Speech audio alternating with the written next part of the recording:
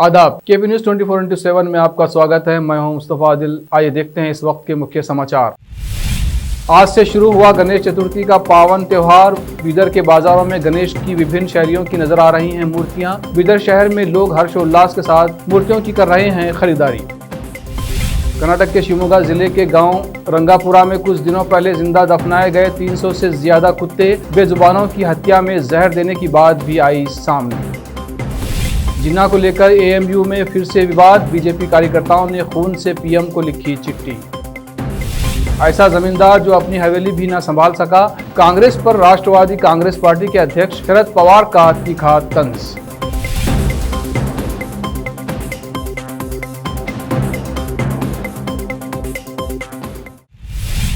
अब समाचार विस्तार से। आज से गणेश चतुर्थी के महत्वपूर्ण त्योहार की शुरुआत हुई।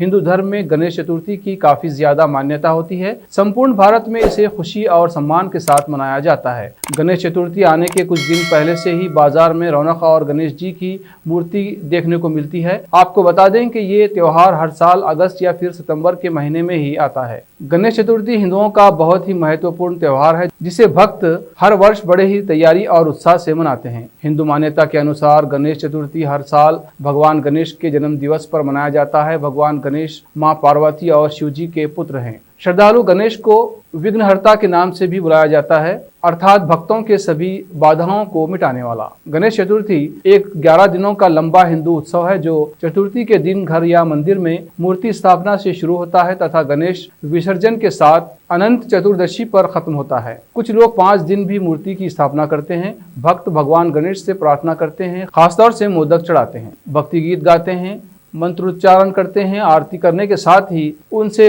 बुद्धि और समृद्धि का आशीर्वाद प्राप्त करते हैं। इसे समुदाय या मंदिर या पंडालों में लोगों के समूह द्वारा, परिवार या अकेले मनाया जाता है। गणेश चतुर्थी का पावन त्योहार आज से शुरू हुआ। इस अवसर पर बीदर में लोग पूरे हर्षोल्लास के साथ गणेश की मूर्तियों की खरीदारी कर रहे हैं। विभिन्न शैलियों की मूर्तियां बाजार में उपलब्ध हैं, साथ ही छोटी बड़ी मूर्तियां भी हैं, जिसे दुकानदारों ने बड़े अच्छे अंदाज में रखा है। एक श्रद्धालु ने केपी न्यूज के कैमरामैन कृष्णा से इस संबंध में बात की। नमस्ते, माई सेल्फ गणेश भोसले।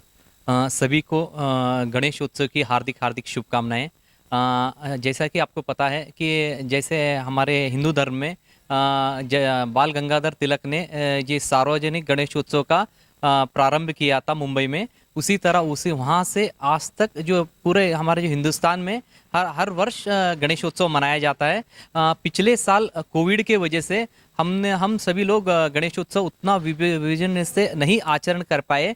सो इस वर्ष गणेशोत्सव में जो कोविड का जो प्रमाण है बहुत कम हो गया है, तो श्री गणेशोत्सव आज गणपति का प्रतिष्ठान हो रहा है।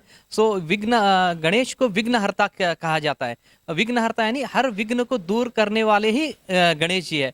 तो मैं भगवान जी से ये प्रार्थना करता हूँ कि सभी विघ्नों को, ये जो कोरोना जो है अभी इस वर्ष बहुत कंट्रोल में है, ये इस वर्ष भगवान का जो प्रतिष्ठान होगा, इसी के बाद ये कोरोना का भी विघ्न हरण होके, सब विघ्न होके सभी लोगों में खुशहाली आए और सभी लोगों को भगवान उन्नति और प्रगति प्राप्त करे। जय श्री गणेश। कर्नाटक के शिवमोगा जिले के गांव रंगापुरा में कुछ दिनों पहले कई कुत्तों के शव मिले थे। अब पुलिस की शुरुआती जांच में इन कुत्तों को जहर देने की बात सामने आई है। हालांकि अभी तक पुलिस ने संख्या का खुलासा नहीं किया है, लेकिन संकेत मिले हैं कि शवों की संख्या 100 से ज्यादा हो सकती है। इसके अलावा इन जानवरों की मौत का कारण भी साफ नहीं हुआ है। वहीं पुलिस ने भी जहर दिए जाने की संभावनाओं से इनकार नहीं किया है। कर्नाटक के रंगापुरा गाँव में मिले कुत्तों के शवों की संख्या 100 से ज्यादा हो सकती है। रिपोर्ट में अधिकारियों के हवाले से बताया गया है कि जब शव मिले तो उनकी हालत बहुत खराब हो चुकी थी। वे इस कदर सड़ चुके थे कि उनकी मौत के कारण का अंदाजा लगाना मुश्किल हो रहा था। इतना ही नहीं, वेटरनरी फॉरेंसिक एक्सपर्ट भी सड़ने के चलते मौत के वास्तविक कारणों का पता नहीं लगा सका। रिपोर्ट के मुताबिक पुलिस को शक है कि इस घटना में स्थानीय ग्राम पंचायत अधिकारियों का हाथ है। भद्रावती ग्रामीण पुलिस स्टेशन में दर्ज शिकायत बताती है कि कुछ स्थानीय रहवासियों को संगीत गतिविधियों का शक हुआ था। उन्होंने जानवरों का बचाव कार्य करने वाले समूह को इस संबंध में सूचित किया।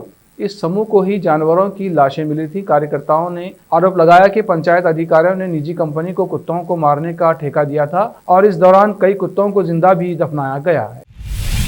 उत्तर प्रदेश की अलीगढ़ मुस्लिम यूनिवर्सिटी में जिन्ना की तस्वीर को लेकर एक बार फिर से विवाद शुरू हो गया है। अलीगढ़ के बीजेपी कार्यकर्ताओं ने खून से चिट्ठी लिखकर ये मांग की है कि एएमयू से जिन्ना की तस्वीर हटाई जाए। ये चिट्ठी पीएम मोदी के नाम लिखी गई है और इस चिट्ठी को उन्होंने जिला प्रशासन को भी सौंपा है। आपको बता दें कि एएमयू के यूनियन हॉल में जिन्ना की तस्वीर लगी हुई है, जिसको लेकर कई बार विवाद हो चुका है। अब जबकि 14 सितंबर को प्रधानमंत्री नरेंद्र मोदी खुद अलीगढ़ जाने वाले हैं, ऐसे में एक बार फिर जिन्ना की तस्वीर पर विवाद शुरू हो गया है। एक बार फिर अलीगढ़ मुस्लिम यूनिवर्सिटी में जंग शुरू हो गई है। मुद्दा वही है, आखिर देश की यूनिवर्सिटी में देश के टुकड़े करने वाले मोहम्मद अली जिन्ना का क्या काम है? वही जिन्ना जिसने पाकिस्तान बनाकर हिंदुस्तान के 2 टुकड़े करवाए, मजहब के नाम पर अपना मुल्क तो ले गए, लेकिन अपनी मौजूदगी अलीगढ़ मुस्लिम यूनिवर्सिटी के यूनियन हॉल में छोड़ गए। दरअसल यूनिवर्सिटी के यूनियन हॉल में मोहम्मद अली जिन्ना की तस्वीर लगी है, जिसे हटाने की मांग फिर शुरू हो गई है। बीजेपी कार्यकर्ताओं ने पीएम मोदी को खून से चिट्ठी लिखी है और एएमयू से जिन्ना की तस्वीर हटाने की मांग की है। उन्होंने कहा कि अगर प्रशासन जिन्ना की तस्वीर एएमयू से नहीं हटाता तो वो खुद ही ये काम कर देंगे। राष्ट्रवादी कांग्रेस पार्टी के अध्यक्ष शरद पवार ने कहा कि कांग्रेस पार्टी को ये स्वीकार करना चाहिए कि कश्मीर से कन्याकुमारी तक अब उसका दबदबा वैसा नहीं रह गया है जैसा कभी हुआ करता था, और संकेत दिया कि महाराष्ट्र सत्तारूढ़ गठबंधन में उनके सहयोगी दल को वास्तविकता की जांच करनी चाहिए। पवार ने कहा, एक समय था जब कश्मीर से लेकर कन्याकुमारी तक कांग्रेस थी, लेकिन अब ऐसा नहीं है। ये सच स्वीकार किया जाना चाहिए। ये स्वीकार करने की मानसिकता जब होगी तब नजदीकी बढ़ जाएगी। पवार ने एक किस्सा सुनाते हुए कांग्रेस पर तंज कसा कि ऐसा जमींदार जो अपनी हवेली भी ना संभाल सका। उत्तर प्रदेश की सत्ता में वापसी की राह देख रही समाजवादी पार्टी 2022 में कोई कसर नहीं छोड़ना चाहती। कहा जा रहा है कि सपा के 2022 विधानसभा चुनाव के घोषणा पत्र में समाजवादी पेंशन योजना, मुफ्त लैपटॉप छात्रों के लिए, मुफ्त स्मार्टफोन और डेटा, महिलाओं के नाम पर प्रॉपर्टी रजिस्टर कराने पर स्टैंप ड्यूटी पर ज्यादा रिबेट और नौकरियां तैयार करना शामिल हो सकता है। सूचना के अनुसार घोषणा पत्र का फोकस किसानों, रोजगार निर्माण के साथ साथ महिलाओं, स्वास्थ्य और शिक्षा पर होगा। फिलहाल लोगों के साथ जो वादे किए जाएंगे उन्हें लेकर जमीनी स्तर पर डेटा जुटाने और योजना की संभाव्यता का काम किया जा रहा है। इसे अक्टूबर के अंत तक पूरा किया जाएगा, जबकि तारीख की घोषणा पार्टी के नेतृत्व की तरफ से की जाएगी। उत्तर प्रदेश के बाराबंकी जिले के थाना कोतवाली नगर क्षेत्र में ऑल इंडिया मजलिस इत्तेहादुल मुस्लिमीन प्रमुख असदुद्दीन ओवैसी और सभा के आयोजक मंडल पर मामला दर्ज किया गया है। इन पर आयोजित कार्यक्रम में कोविड-19 के दिशा निर्देशों का उल्लंघन तथा सांप्रदायिक सौहार्द बिगाड़ने के आरोप हैं। हैदराबाद से सांसद ओवैसी बृहस्पतिवार को बाराबंकी में एक कार्यक्रम में शामिल हुए थे। प्रशासन ने आयोजक मंडल को कोविड प्रोटोकॉल का पालन करने के लिए कहा था। पुलिस अधीक्षक यमुना प्रसाद ने बताया कि 9 सितंबर को थाना कोतवाली क्षेत्रांगत मोहल्ला कटरा चंदना में एआईएमआईएम के राष्ट्रीय अध्यक्ष असदुद्दीन ओवैसी के कार्यक्रम में शासन द्वारा जारी कोविड-19 दिशा निर्देशों का उल्लंघन करते हुए काफी संख्या में भीड़ इकट्ठा हो गई थी और प्रशासन द्वारा दी गई अनुमति का स्पष्ट उल्लंघन किया गया। उन्होंने बताया कि उक्त कार्यक्रम के दौरान ना तो किसी ने मास्क का प्रयोग किया और ना ही सामाजिक दूरी का पालन किया गया था। अब वक्त है छोटे से ब्रेक का। ब्रेक के बाद फिर से लौटते हैं। हिंदुस्तान के हर कोने में हम हैं मौजूद। 24 घंटे हालात पर गहरी नजर, खबरों से जुड़े चुपते सवालात और आपको दिखाता है धार्मिक, सामाजिक, राजनीतिक, लोकल और इंटरनेशनल न्यूज की सबसे बेहतर कवरेज जो आपको रखती है हर पल बाखबर। देश और दुनिया भर की खबर के लिए देखते रहें केपी न्यूज 24/7।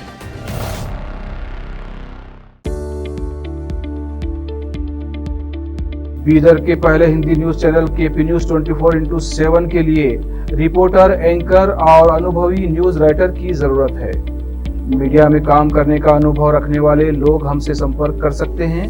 अनुभव के आधार पर तनख्वाह दी जाएगी। एंकरिंग के लिए फ्रेशर्स भी संपर्क कर सकते हैं। इच्छुक लोग केपी न्यूज 24/7 के कार्यालय शाहपुर गेट बीदर पर फौरी संपर्क करें या इन फोन नंबर्स पर कांटेक्ट करें 9945283920 और 9380190131। नूर एजुकेशन ट्रस्ट बीदर की ओर से चलाए जाने वाला Noor M Ed college Bidar, recognized by NCTE Delhi and affiliated to Gulbarga University, Gulbarga. Admission are open for the academic year 2021-22.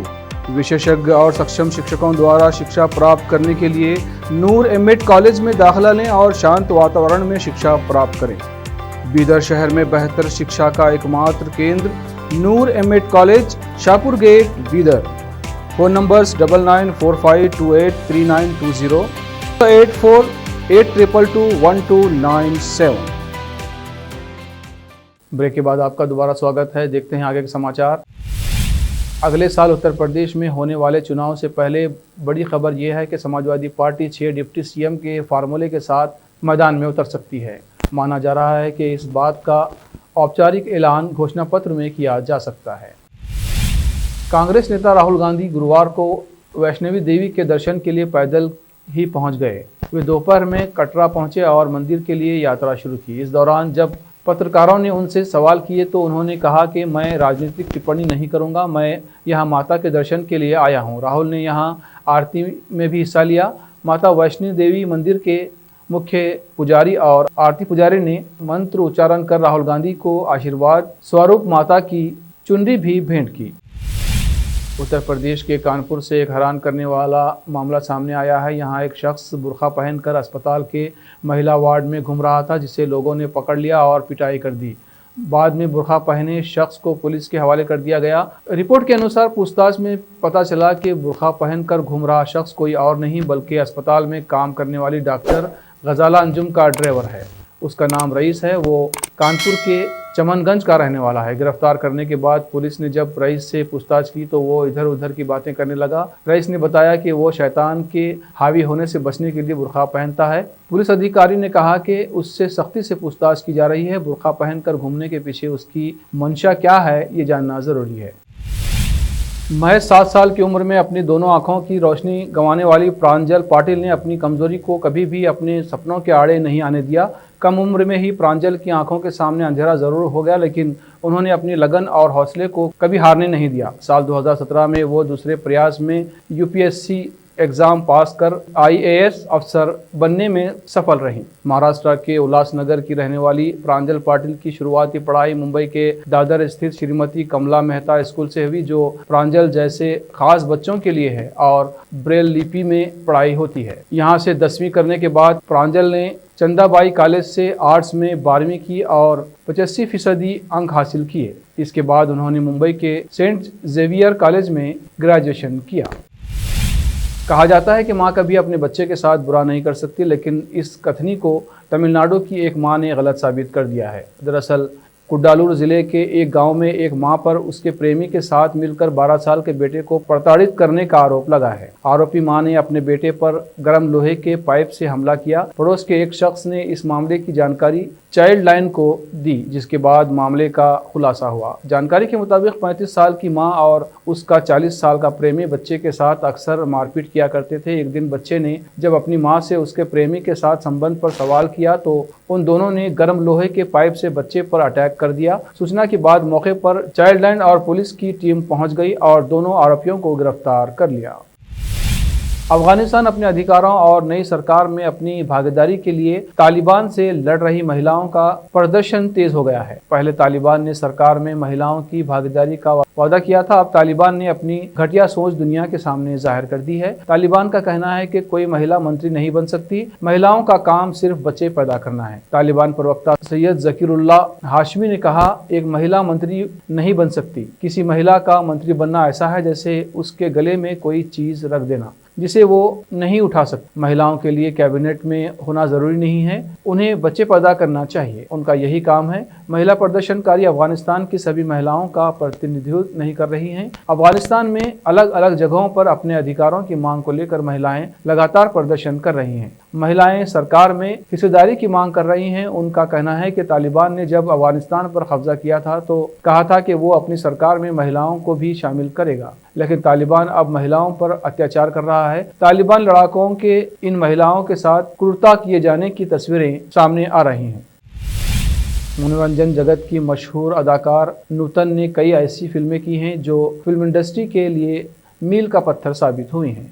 उनके काम को आज भी याद किया जाता है। नूतन आज भले ही हमारे बीच ना हो, लेकिन लोगों में उनकी दीवानगी आज भी कम नहीं हुई है। एक्टिंग की दुनिया में अपनी पहचान बनाने के लिए नूतन की पोती की हाल ही में एक फिल्म रिलीज हुई है, हेलमेट। इस फिल्म में एक्ट्रेस के रोल को काफी पसंद किया जा रहा है। हाल ही में वो अपने फिल्म के सिलसिले में स्पॉट की गई थी और उन्होंने इस दौरान सफेद रंग की टी शर्ट पहनी हुई थी। एक्ट्रेस की टी शर्ट में लिखे शब्द ने लोगों का ध्यान अपनी ओर खींच लिया। आपको बता दें कि ये शब्द उनकी फिल्म हेलमेट से जुड़ा हुआ है। पर नूतन को इस टी शर्ट में देखकर लोगों को उनका डायलॉग याद आ गया जो उन्होंने ट्रेलर में बोला है और वो डायलॉग काफी फेमस भी हुआ है। कैटरीना कैफ और दीपिका पादुकोण को एक ही फ्रेम में हमेशा देख पाना संभव नहीं हो पाता। कभी कभार ही ऐसा मौका आता है जब दोनों एक्ट्रेस एक ही फ्रेम में दिखाई दें। अब एक थ्रोबैक फोटो सोशल मीडिया पर वायरल हो रही है जिसमें कैटरीना कैफ और दीपिका पादुकोण एक ही फोटो में दिखाई दे रही हैं। ये फोटो उस समय की है जब दोनों एक्ट्रेस मॉडलिंग करती थीं। ये फोटो टॉमी हिलफिगर के शो के दौरान का है जिसे फैशन कोरियोग्राफर और सुपर मॉडल मार्क रॉबिन्सन ने शेयर किया है। फोटो में दीपिका पादुकोण, कैटरीना कैफ और सोफी चौधरी जैसी अभिनेत्रियां नजर आ रही हैं। आखिर में फिर एक बार देखते हैं मुख्य समाचार। आज से शुरू हुआ गणेश चतुर्थी का पावन त्योहार। बीदर के बाजारों में गणेश की विभिन्न शैलियों की नजर आ रही हैं मूर्तियां। बीदर शहर में लोग हर्षोल्लास के साथ मूर्तियों की कर रहे हैं खरीदारी। कर्नाटक के शिवमोगा जिले के गांव रंगापुरा में कुछ दिनों पहले जिंदा दफनाए गए 300 से ज्यादा कुत्ते बेजुबानों की हत्या में जहर देने की बात भी आई सामने। जिन्ना को लेकर एएमयू में फिर से विवाद। बीजेपी कार्यकर्ताओं ने खून से पीएम को लिखी चिट्ठी। ऐसा जमींदार जो अपनी हवेली भी न संभाल सका। कांग्रेस पर राष्ट्रवादी कांग्रेस पार्टी के अध्यक्ष शरद पवार का तीखा तंज।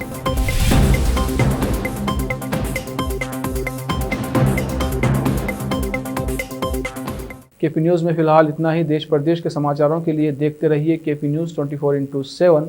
धन्यवाद।